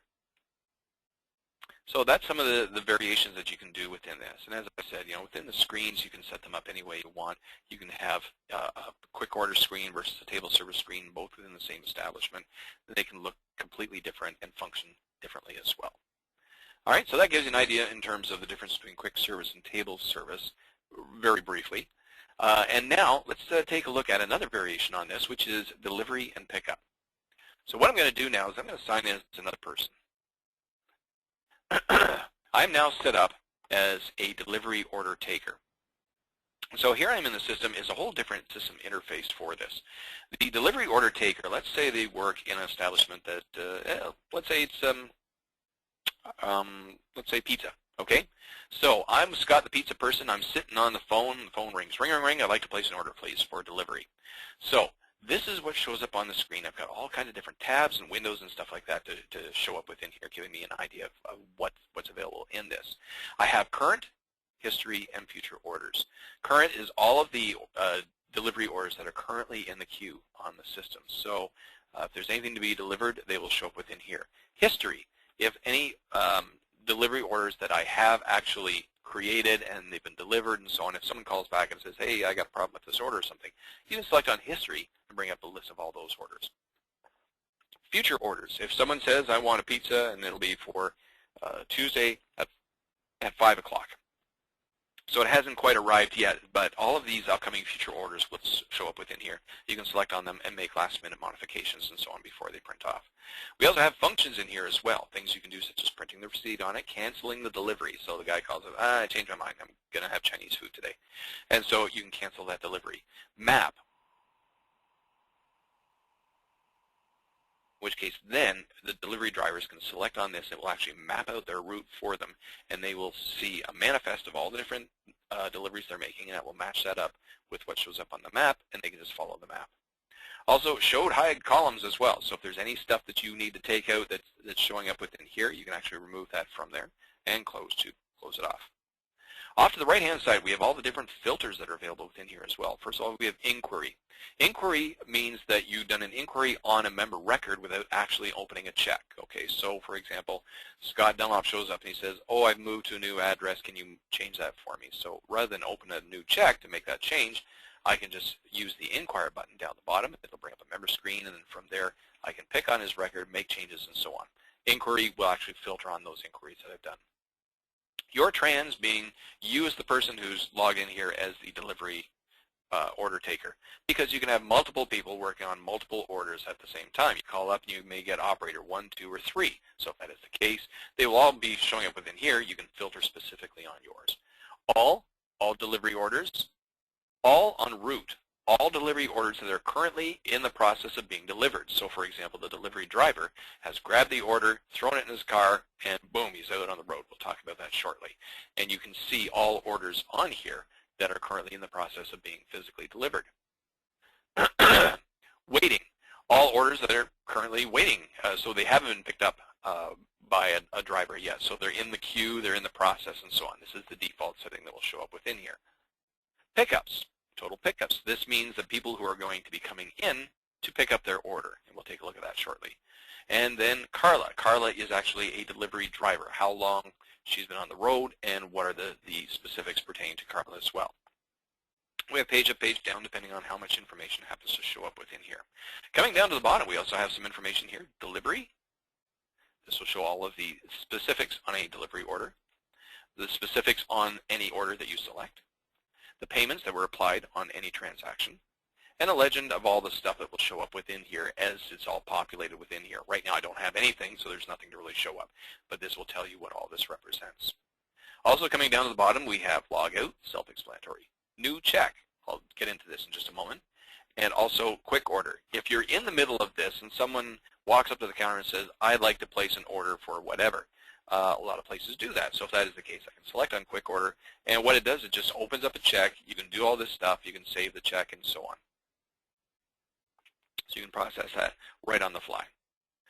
And also show transaction as well. So if you need to take a look at the entire transaction up on the screen by itself, you highlight it, select on show transaction, boom, there it is. Inquiry, I told you about that, and member lookup, and system to take you out of this. Okay, so what we're going to do right now, I'm sitting on the thing and the phone rings, ring, ring, like to place an order for delivery, please. So the first thing I select on is new check. Now take a look at this. By doing this from this mode, it then takes me into the member lookup screen, and then from there I can identify who the member is. Once again, I've chosen on this. In a pizza delivery place, you'd probably want to change it to a phone lookup or something like that. Or you can interface this with call display, in which case then a window will pop up, and you can see on line 2, Scott Dunlop's on there. So you select on that, and so by the time you say hello to the person, you've got Scott Dunlop's record up on the screen. You can say, hi, Scott, what can I take you for you today? And you can take the order from there. So what I'm going to do in this case, I'll do Barney Rubble. Okay, so here's Barney. He calls up and he says, like, place an order for delivery, please. So we select on this, and we select on OK. There's all of his member information. Okay, if they're shipped to or stats or anything like that, then all that information will show up within there. Okay, so there's the guy we're going to use. There's Barney Rubble showing up in the check. So one thing we want to do when we're placing this, just make sure, and you can do this on a per station basis. You would set the default sale type. We're going to set this as delivery. This is important here. Make sure that the sale type is appropriate for this. All right, on this, I've also set up, for example, an auto delivery charge as well of $20. All right, a minimum charge for that. And so on this, I've set it up. So it's going to be, no matter what you do, the order has to be at least $20, if not more. So I'm going to kind of go through, and now I've surpassed that.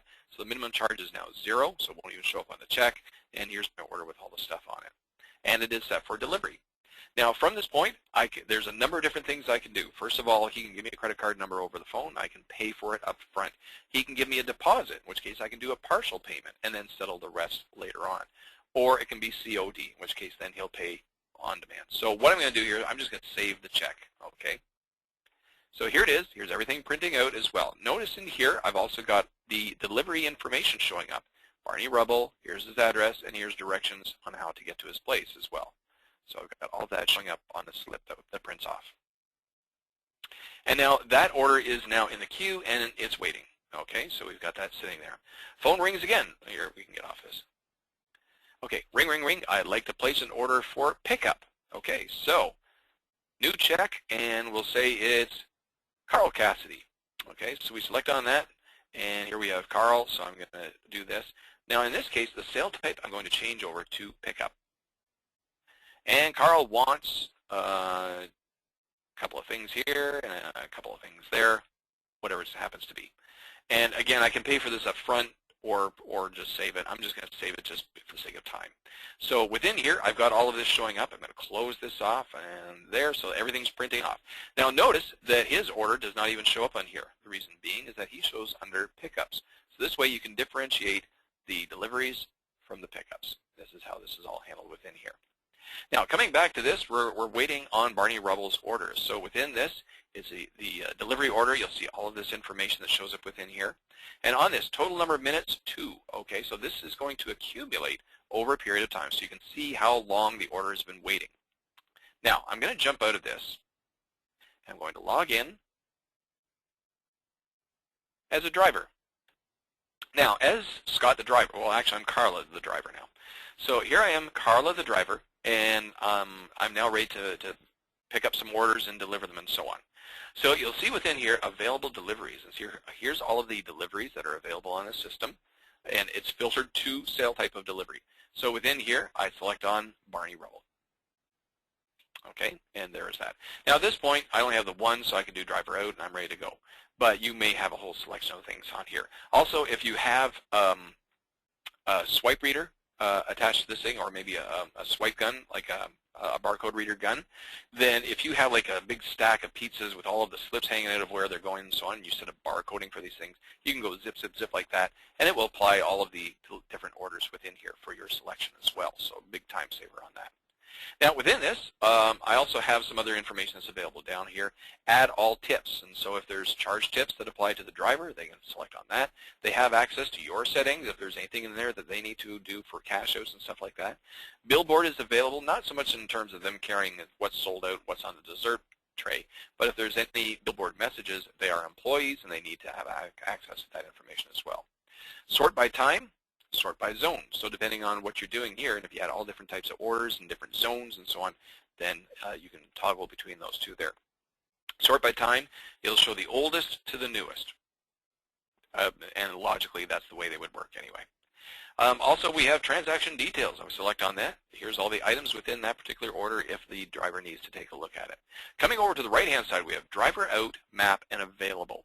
Now, before I select on driver out, we have map. I am not set up to interface with MapPoint, but as I mentioned, if I selected on this, it would take all of the orders that I've selected, and from there, it'll go into MapPoint. It'll print me off a map with the driving directions for all of these different deliveries as well. We also have available. Okay, so these are all the ones that are currently available. I'm going to say driver out. All right, what available means, these are all the ones that are currently there. But you can go back into this later on. So I'm going to select on driver out. Now, what we have here is the driver's manifest. It's not very big because I only have the one order. But if you have a whole slew of all these different orders, what it has is all of the member information, the delivery information, and what you're doing when you get there. Collect $31.92. And you can have that all available in there. If there were prepayments, partial payments, anything like that, that would all be reflected within this manifest as well. You can just go through one by one and select on those. Also, for the sake of accountability, time delivered. You can put that within there as well to show, here's when I actually delivered on this. All of these slips are customizable as well. Okay, so now I'm now out doing my thing. I now come back. Okay, or no, let's say I'm about to go out, and then they say, hold on, Scott, can you take another order? So I come back in, I sign back in, and so I'm brought up with this screen. Now you'll take a look, I've got all of my selected orders will show up within here. And on here I've got your deliveries showing up. These are my deliveries. Available is there again, but if I select on available, then it will show me all delivery orders that are currently in the queue. If there's anything that needs to be canceled, cancel that particular delivery, I can select on that as well. Coming back to this. All right, so they said, no, Barney Rubble, he changed his mind or he doesn't exist, it was a crank call or whatever it is. I can cancel on that order as well. Okay, now on this, let's say I actually went out and I collected all this, okay? Now, if it was, for example, a charge transaction and they gave me a charge tip, boom, I would have that within there. If it was a cash tip, then I got it in my pocket and I don't have to account for it within the system this way. Also within here, let me see, I got everything else there. Then I just do driver in. So I select on driver in. Okay. Method of payment transaction, that. Okay, so that was paid for by cash. Okay, if it was foreign currency, because I do have multiples, then it can allow me for that. If you only have one currency method of payment, then it will just default to cash all the time for all of them. Okay, there's everything printing out pertaining to the receipt for any of those as well. Close that off. And notice that it's also logged me out automatically as well. So this way it keeps me out of the system as much as possible. If you need to do any form of dispatching, the delivery order taker, I'll jump back to that, can actually act as dispatcher on behalf of the drivers as well. They just select on that and there will be a process payments now and they can actually allocate all that out. All right, coming over further, we still have a pickup order as well. So Carl Cassidy just popped in. He's ready to pick up his order. So I select on Carl, process, pickup. So there is his pickup order. Okay, we confirm everything. He's good with that, and he'll pay cash. So there, cash. Is the order being picked up right now? Yes, it is. If I say no, then it'll just default back to where it was before, and it'll be saved on the system again. Here's his receipt, and we're done with that. And that, I think, is pretty well everything I can crunch within this hour. Oh, other than the fact that, yes, everything shows up yellow now because I'm not Scott, the server who opened up all those checks. Okay, I'm now in as someone else. All right, so I think we got time for a couple of questions, Leslie, if you want to open them up. I think we're pretty well done with everything I can cram in for today. Within the next session, Donna will be then jumping into the back office, and I think we can start diddling around with some of the programming back there. Sure. Hi, Scott. Thanks again for dinner. Hi. It's a lovely dinner. Hi, everyone. This is our Q&A portion of the webinar. So if you have a question, if you can type your question in the question panel box, and I'll read them off as they come in. Our first question, can you show us how to deposit for member customers and the relation with the balance? Okay, I did not set up my system for this. So what there's actually a policy within the back end called allow deposits. And if you have that going, then what will happen here, let me just jump into a check. Actually, I'm kind of limited with what I can do here. Let's just jump back into the big guy. There we go. Okay, within here, if I set up allow deposits, then you will have an allow deposits button within here. So for example, let's say we have a great big banquet, for example, and I order $15,000 worth of stuff for my daughter's wedding or something like that. Then what you can do is you would have deposit within here, and you can have, let's say 10% of that will be paid up front. So you put in whatever the value is on that, and that will be applied within there. Now, as far as the processing of that goes, if you just save the check, then it will actually process that payment. But the way credit auth works, it allows you, I think, for 3 days or something like that you can, before it actually requires it to be processed through. But that being said, it can be treated as a partial payment for that, and it will still save the check. When it comes to running the end of day, the end of day will recognize things that are future ordered and deposited, okay, where you've got a deposit applied onto it. And if that is the case, it will allow for end of day process even though that check is still open, but only in those two circumstances. And so when you use the get check, then you can go back into this, you will see the deposit applied on there. Now, if you are within that 3-day limit, then you can go into payments. You'll have a list with that deposit that was applied in there. And depending on how they want to do it, you can remove that deposit and then just pay for the whole thing at that time. Or it will not allow you to do that, in which case you just pay off the balance for that. So for example, if the wedding is a week away or a month away or something like that, then the deposit obviously will go through in advance, and that will be regarded as a partial payment on that. If you do need to reimburse that, then just do a reverse transaction for that as opposed to trying to nix out the deposit that was applied for it. I think that covers it. I'm sorry that I didn't have deposits kind of set up within the system for it, but that's where you find it, and what you do is you go into the back office, into policies, allow deposits. Actually, if you do a search on it, there's a few things you can do pertaining to deposits on there as well. Our next question, are you planning to have Map interface with Google Maps? Can this function be used worldwide? I'm going to say no. Now, I can't speak really on behalf of what the roadmap is for the Par Canada office pertaining to PixelPoint, but I think it's pretty safe to say no pertaining to Google Maps. The reason being is that they want a whole pot of money if you're going to interface with them. We have already looked into Google Maps, for example, and as far as geography goes, geography really doesn't matter because map points will accommodate this as well. Wherever you happen to be, we have clients all around the world. And so as long as MapPoint covers that, then we're good with it as well. Google Maps, I think they wanted like a $300,000 for a 1-year subscription or something like that within commercial software. You know, it's not the same as an individual user. It's a little bit different. And so that's why when it comes to all that licensing stuff, we try to keep the cost down. And when it comes to actually using MapPoint, it's not that much different either. It is relatively costly, but that cost can be directed to the customer. What the customer does is they purchase an account with MapPoint, and it allows them for X number of transactions or X number of searches and hits, I guess, pertaining to mappings on it. And you purchase, like, you know, maybe 3,000 of them or something like that. And so as you use the mapping, it goes through that process, and then you update that subscription as you start to go down on it. But in terms of licensing and so on like that, we were able to do that without actually PAR itself saying, well, you know, we're going to interface with you with our software. And they'll say, well, fine, you're going to pay us, you know, a great big pile of money because you're going to be using our product to help sell your product. And so it all came down to licensing. Our next question. When we use the quantity button, there's a decimal point button. Is there any way to avoid it? We would like to avoid using it for selling half bottle of Coke, for instance. Okay, first of all, you can, I think there is a policy to remove fractional ordering so that you can only use integers for that. Also, I should point out that anything within PixelPoint is pretty well customizable. Now, as far as the keypad, I'm not sure, I don't think we can do that, but you can actually remove the keypad functionality so you can have your own keypad show up on there.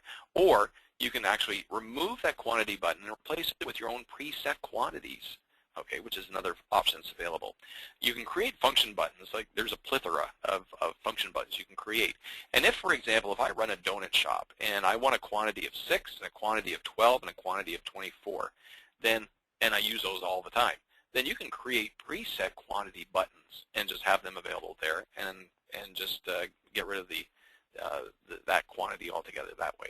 Or you can turn off allow fractional ordering, which I think was within policies. If in doubt, check policies, and chances are we've done something pertaining to whatever it is you're looking for. Another question. Let's see. Are there forced questions on easy add items, for instance, rare, medium? No. The whole point of easy add new item is to just basically get the thing in there. Once you've got that basic thing in, then you can fix it up later on. Yeah, because yeah, you got forced questions, you can have price levels and all kinds of other stuff that you can program in on a menu item. Basically, this is just the bare bones minimum to get the thing in there so you can push on through a transaction. So that's really what it is. And no, we did not get into forced questions, because then you may have a forced question that hasn't already been created, in which case then you got to elaborate on that further.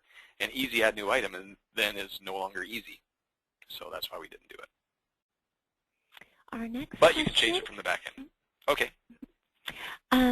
Can a deposit be added to a table reservation? I've never tried. Don't know. I would probably say no. The reason being is that the way reservations work, you know, I don't know if, I'm going to make sure Donna covers reservations, because the whole table management thing, yeah, we're a little short on time for that. But when it comes to reservations, reservations takes care, here, let me just see if I can do one from here. Leave table, and what do I want to do here? I didn't set it up for that either. All right, no, I'm not going to go into it. Okay, when it comes to reservations, you can create a reservation on there. You put in as far as the date and the time and the table and how many people, who the member is, and so on like that. In terms of pre-applying any form of payment on there, no, you cannot do that.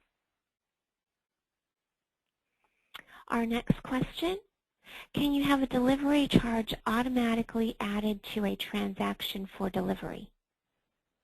Yes. Within sale type, there's a field in there, auto order item. So you can create, for example, the delivery charge on there and have that applied within it. Also, I think you can have that available based on member group. So if the group, for example, you want to automatically order something for that group, I think you can do that within there as well. Yeah. Our last question in the queue, what is required for interfacing call display with the member lookup? Okay. we have, actually, if you go into the MyPower website or the partner portal, we have a function in there called Certified Device List. And one of the things we have, one of the selections we have in there is call display systems. Now in that, you can select on the call display system and it will give you all of the information pertaining to it, if there's any drivers and EXEs that you need to apply to it as well. Now that being said, you purchase whatever the call display system is that we've already searched through, you'll have instructions on how to interface it with the PixelPoint system as well. And so what happens is on here, if I'm in, here let me just go into delivery stats. Okay, so within here, I'm in this screen, and if someone calls up, what will happen is that a window will pop up automatically here, and it'll have line 1, line 2, line 3, and if it's a phone number that matches up with an existing member, it will show what the name of that member is. If it's an unrecognized number, then it will just show it as an unrecognized number on line 1 or 2, and you can select on it. It will bring up the member screen, and then from there you can start punching in the information or do an alternate search for that member that way, but it will also tie you into that. In terms of any particulars on that, you really have to refer to the certified device list on any given call display system.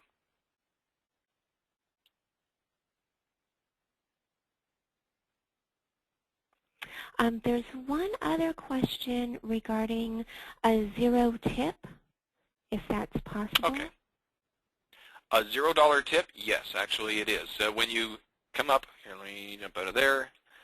I don't want that. I want to go into your settings. So, well, actually, you can do it in either one of those here, but add tips. And so within here, okay, I got one here. And if they did actually stiff me on a tip, I can put in no tip, and in which case then that will be flagged in the system as being a $0 charge tip. Now, if you know, they may left you $5 cash, in which case then you would still process this as a $0 tip.